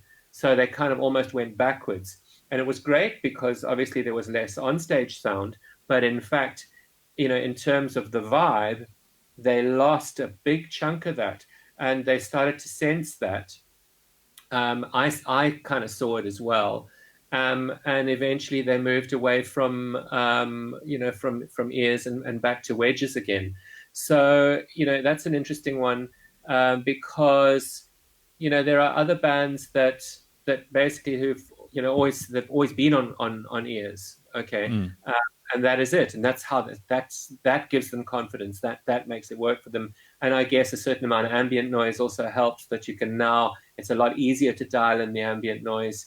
Sure, you can stick up, mics, ambient mics and that sort of stuff, but that communication thing gets lost, on ears for certain guys, especially if you've gone from wedges to ears. Yeah.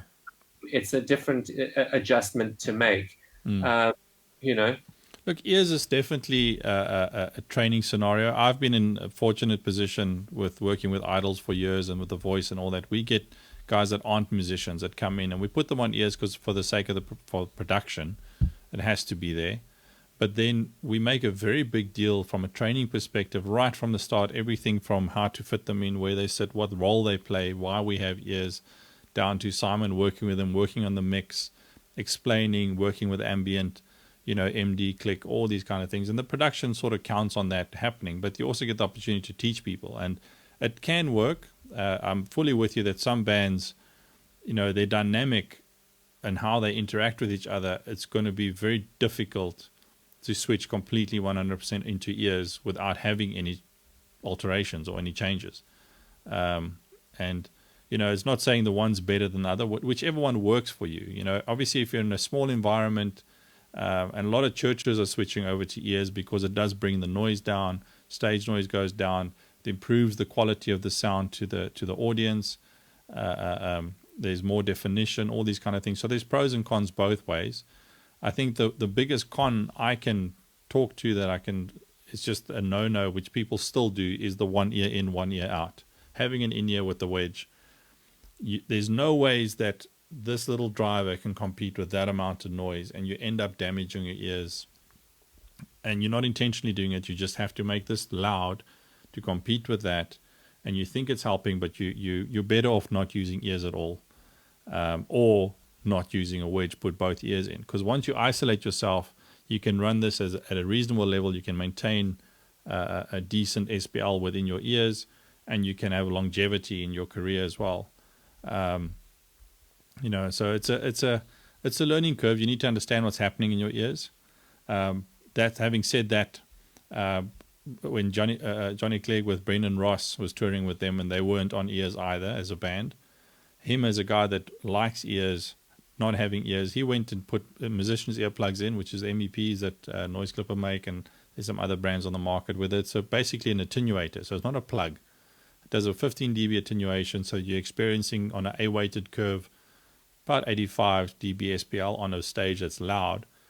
Your ambient noise level is down. You've got definition. You're still using a wedge. You're not actually making the wedge louder than what you would in any normal scenarios, but you're getting more definition because the ambience is gone. So it's making educated decisions in terms of how to work within a scenario. I do that often when I do monitor engineering. Because I have to talk to the crew, I'll take out one ear and I'll put my plug in so that I can maintain the volume on the other ear. And then I make a conscious decision. I often put an alarm or a reminder on my phone.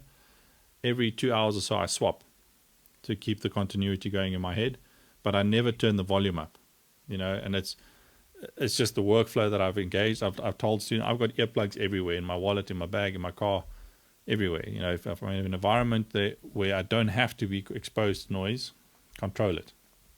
And these days, it's very easy for sound guys to say to musicians, well, listen, in-ears are there and it's a lot better, you should be doing it. It doesn't work like that. It's a mutual decision. At the end of the day, it's a personal decision. If it works for you, it works. And if you stay on wedges, it can still work. If you get the right monitor engineer, right technology, good gear, there's no reason you have to be on ears. In a production environment where there's multiple stuff happening and they're running with click and time code, you might be forced, but then if you've got the discipline, it's one gig, you can do it. Anyway, there's my 2 cents. Did I miss a question? You approach a guitarist or bassist if their amps are too loud. With a hammer. Yeah. It just depends. If you know them well, you can get them to turn down, and if they trust what you're asking them to do, and the reasons you're asking them to do that, they'll do it for you. But if are we dropping out? What? Okay, no, you just flickered. So the other thing is that if it means I have to go there and do it myself, I will do it. Because quite often, and it's worse if it's someone that you don't know, because if it's someone that you know, then obviously you know how to approach them. You can just turn it down and they understand why you did it. Yes. But if it's someone that you don't know, if it's a situation where you're you're the festival guy, you're mixing a band, or even usually it's when in an indoor venue when the guitar, and it's a guitar amp that's too loud, and it's you can take it out of the PA and it's still blaring, still there, and it's ruining your gig, then for me, no question, go on stage and just and I'll do it myself.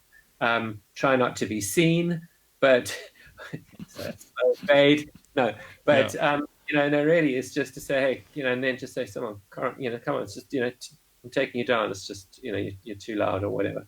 And then other guitarists will take the smart, option, and that is they turn their guitar amp kind of away from pointing out. Yeah, exactly. So, but don't hesitate to do it if it's ruining your gig for you and you've already taken the guitar or the bass out of the PA and it's still too loud. Go and do it yourself. But I think you mentioned a key point there. If it's a guy and you ask him, he understands why you're asking. So if it's a guy you don't know, there's a time and a place. You can't go in the middle of a gig and say, listen, tap him on the shoulder and have a whole conversation with him. But if it's in a sound check and all that, if you can explain to him exactly what you just said, I'm struggling to blend it out front. The amp is too loud. We need to turn it down or reposition it. Help. End of the day, often these days, in most bands, there's an MD. So if you don't know the guy, you might be there because the MD knows you're the stage manager. So if he doesn't listen to you or if you don't want to approach him, you can speak to the MD. The question about, if a bassist is on in-ears, does he still need an amp? Unfortunately, the little earpieces can't replicate the low frequency. So the feel of the bass is important for a bassist. They often stand right by the cab. These days, there's a couple of tips and tricks on gear that you can buy that are shakers that you can either stand on or kidney belts or something like that. I saw a very clever device. It's not Line 6. It is someone else. I'll try and remember.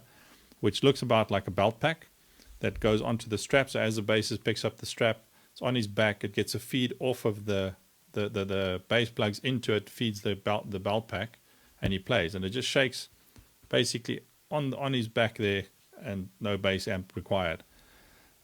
So what I do in those cases, if the guy is on ears, most bass cabs can also be EQ'd.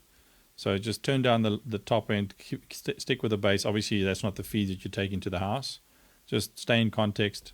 I love the way that Denny Lillowet these days travels. He's got his little EQ, his Aguilera EQ pedal, and that's it. We don't even have a bass amp on our rider anymore for Blue Bamboo. He's happy with the sound he gets. He knows that I'm going to do my part here. I'm on ears. It's going to sound great out front there. Let's go. So, yeah, good question. Did I miss one? No, this one here. If the vocalist requests for their wedge to be turned louder, but you know that it's close to feeding, how do you deal with that too? Turn everything else, down. If it's a problem with them hearing themselves, if it gets to, the point where it's ridiculous and you can't give them any more, then this is a really good trick, is pretend and make sure that you're doing it when they're watching you. And then you go like that. And then they say, 9 times out of 10, it's the fact that you've actually made the effort to pay attention and to be seen to be doing something about it. Yeah. So, and then when you do that too many times and you can't get any more, then it's like that. I have an artist where I had a very candid discussion with him because he was putting me in that position. And I said to him, you know what I'm going to do? I'm going to give you the best possible sound I can. But at some point, you're going to ask me for more, and I'm going to say no. And when I say no, I'm not being weird. It means if I turn it up any more, it's going to compromise the quality of the show, either by causing feedback or spilling over or something, but it's no. And this is years ago, and since I've done that, it's happened a couple of times where he'll ask me, and I say no. And then we can go for another 2 hours, and he makes no comment to monitors, and he's happy. It's a mindset as well, and understanding. And obviously, I'm not trying to be unreasonable, but there has to be a balance as well. The whole trick about mind games, I do a whole lecture on explaining exactly that element, because your brain focuses. If it's like visiting your friend's house and you go, your fridge makes a noise, and he goes, oh, well, I didn't even notice. His brain is so used to that noise, he doesn't hear it anymore. And monitors can be the same thing. When you're in a song and you're singing, and you're struggling to hear yourself, because this happens the opposite to what Keith just said. You're struggling to hear yourself, so at the end of the song, you tell the guy, can I have some more monitors? Your brain is now focusing, his hand goes, And before he even gets there, you go, yeah, that's cool, that's that, you know. And then people laugh at the musos because, like, I haven't even done anything and he's happy now because his brain has done it for him. When I've been in a scenario where that's happened and I've watched an artist struggle, even when that happens, for example, he's now happy, he goes into the song. If I don't make that change, he's going to struggle again and still make a comment, and after 3 or 4 times, he doesn't know what's wrong. So, you need to learn how to work with people, and good monitor guys figure out how to deal with musos to work around these issues. So I tend to, when that happens, give a scenario where he'll ask for something, I haven't done anything yet, he asks for it, and I'll wait. He's distracted, he's busy with something else now, then I'll give him that 1 or 2 dBs. He goes into the song, and now he's in context, and he hears the difference, and it makes it, and it works. So it's both sides of the story as well. And sometimes when I work with BVs, you'll say, can you guys hear the lead vocals? And they look at their wedge and they go, no, he's not in here. So it's not what I asked you. Can you hear him?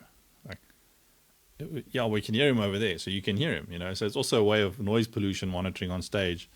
But when you're traveling with a band, it's the great opportunity to have some really frank discussions about do's and don'ts and technical scenarios and all that. But it's relationship and communication.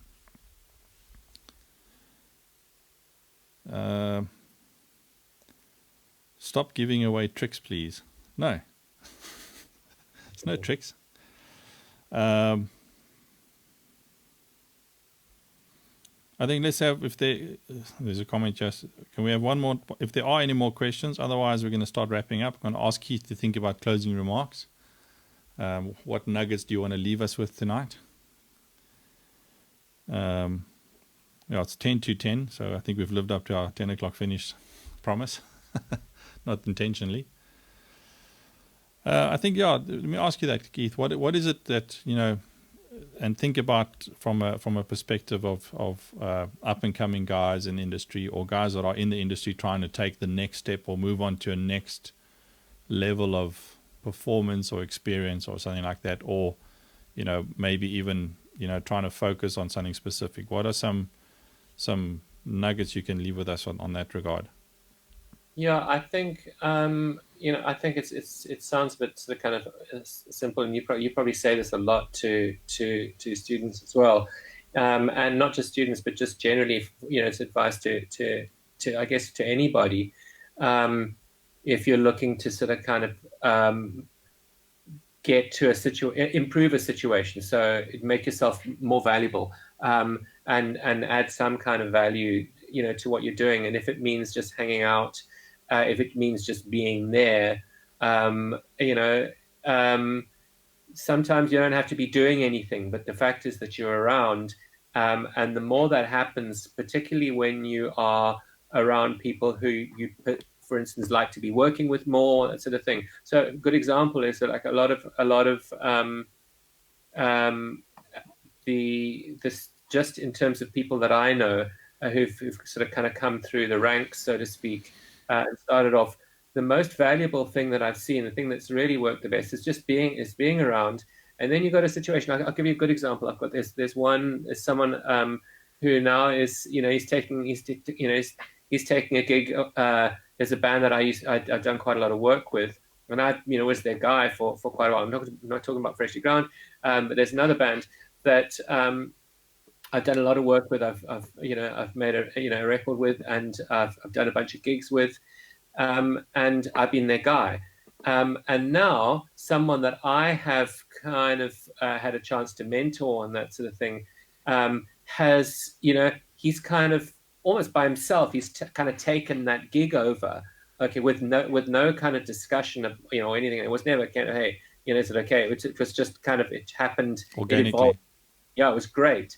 And he's now there because of the fact that they kind of trust him, and he's a good engineer, and he's they like having him around.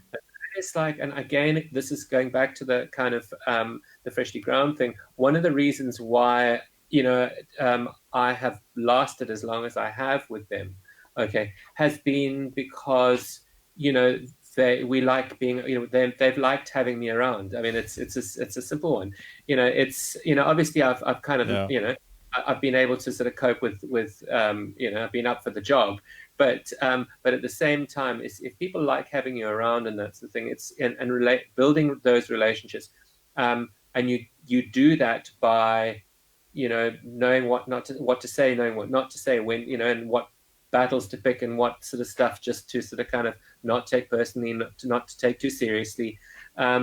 And yeah, I mean, that's the only thing that I guess the only kind of the biggest thing that I guess that I've one of the biggest things I've learned is just that is, and that's across, I guess, anything that you do in life. Then we can apply it to so many things. If you're in a situation where you can make yourself, if you're likable, you can get along with people, and make yourself useful when the time is right. I think that is, and build on that. That is really the best. He says sorry, Keith.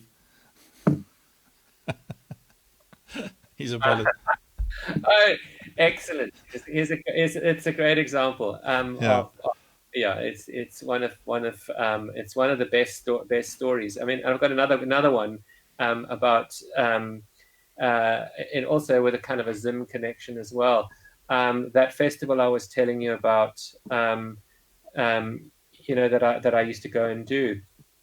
There were a couple of years. There was someone that I would sort of kind of, who always sort of kind of came and sort of said, "Hey, can I come and watch what you do, etc., etc." And then he would be sending me his mixes and that sort of thing. And then I couldn't do the festival the one year, and I said to the promoter, the organizer, I said, just give this guy, give Tammy use him this year.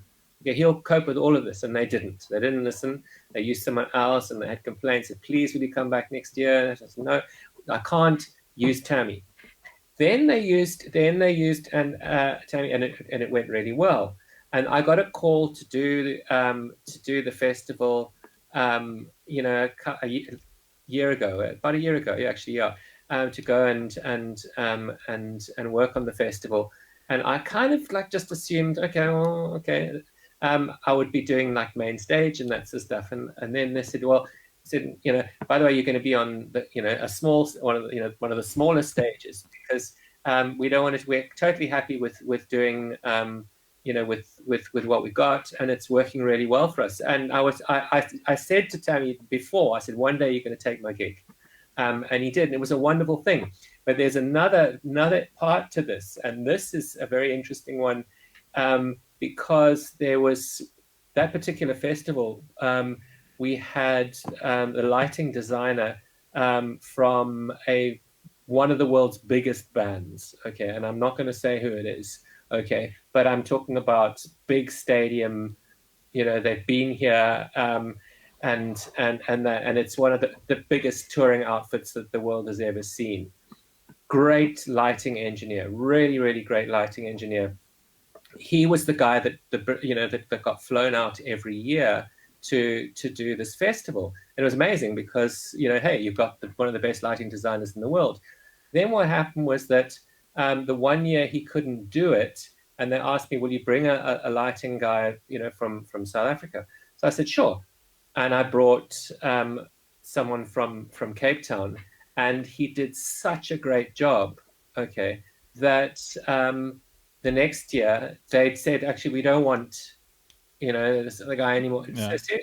And this is it, is that if you get yourself in a situation where you can do good, and you can add value and make people confident in you, they'll make the call very quickly to say, actually, you know what? We're really happy with you. We're not going to, go with so and so when we've got sort of choice, because we actually really have confidence in what you're doing, because you're good.